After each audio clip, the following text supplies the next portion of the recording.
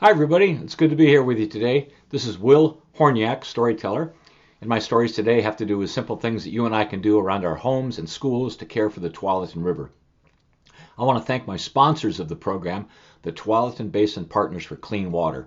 For many years, the Tualatin Basin Partners have helped to inspire and educate people about how to care for the Tualatin River watershed.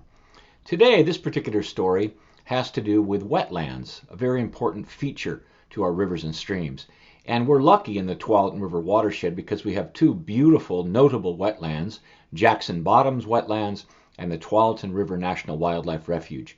These are both wonderful places to go hiking and to view birds and wildlife. But this story is a fanciful tale about an imaginary wetland which is called the Land of Bog.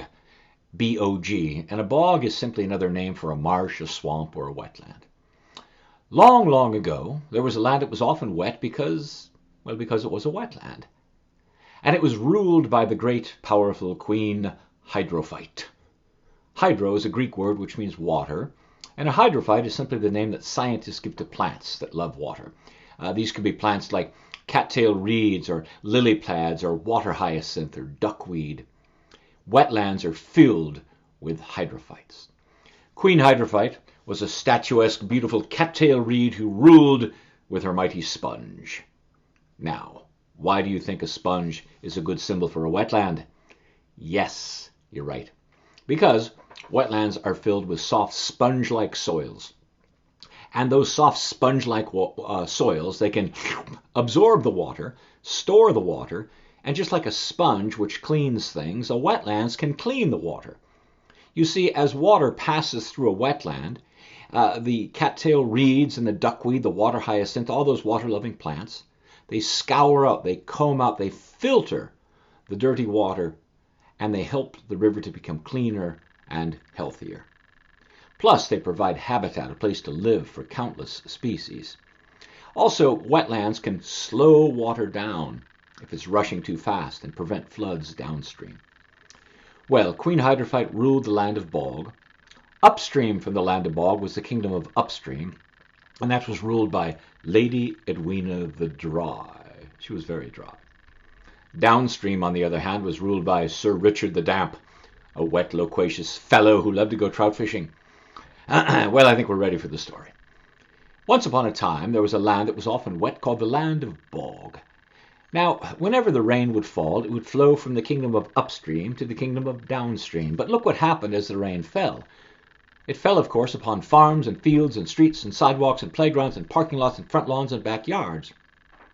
And as it flowed downstream, it picked up dirt and soil, pesticides, motor oil, candy wrappers, chewing gum, cigarette butts, bits of dog poo. That's right. It's called storm water pollution.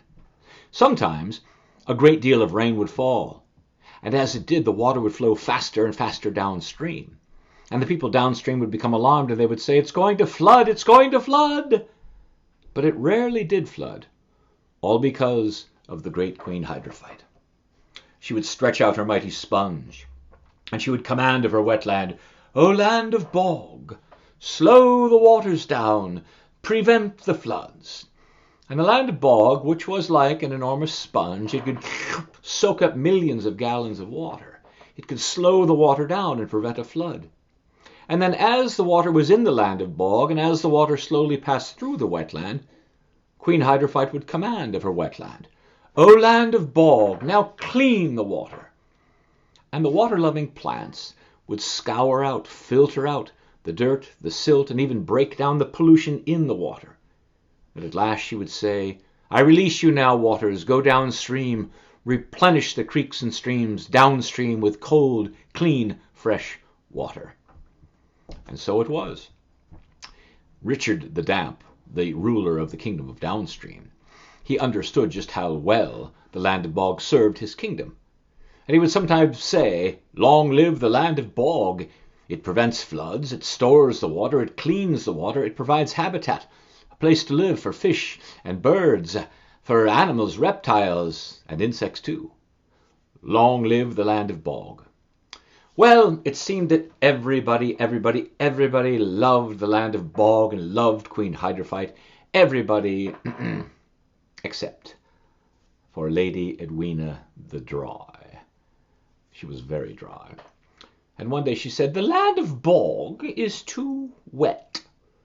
And the people said, "Lady Edwina, it's a wetland. It should be wet." "Well, it's too wet and too noisy as well. I'm tired of the quacking of ducks and the honking of geese, the croaking of frogs, and the incessant warbling of the red-winged blackbirds. Drain the land of Bog, make it quiet and dry." The people said, "Don't drain Bog. It's a wetland. It should be wet." But they did drain the land of Bog. In fact, many wetlands right where we live in the Tualatin River watershed were drained as well before we understood how important they were to our health and the health of our streams. We drained them so we could farm upon them, so we could build upon them. And that's what they did to the land of Bog. They took shovels and they dug ditches. And you see, the ditches, they drained the water from the wetland. And as the water drained away from the land of Bog, well, the fish swam away too. And then the ducks left, and the geese, the beavers, the muskrats, everyone left the land of Bog, everyone except for Queen Hydrophyte. She and the other hydrophytes, they couldn't leave. They were rooted to the ground. But they cried out, "Help us! Help us! We need water. We're hydrophytes. Help us!" But there was no water. And Queen Hydrophyte and all the other hydrophytes, they died. And everybody forgot about the land of Bog. Just the way most of us have forgotten completely about all the wetlands that used to be around us. We forget about them until the day comes when the rain falls very, very, very hard. And that's what happened. The rain fell hard, and of course, as it did, it flowed from upstream to downstream. And it picked up dirt and soil and pesticides and motor oil. Faster and faster it flowed, and the people downstream said, "It's going to flood, it's going to flood." And you know what? It did.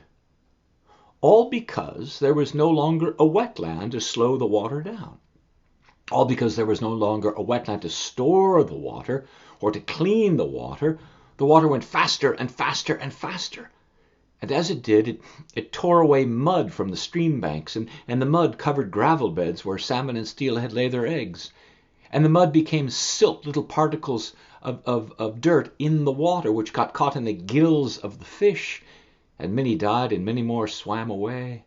And then finally, all the mud and the muck and the ooze and the goo, it flooded the kingdom of downstream, flooded the streets, the sidewalks, the playgrounds, and the parking lots.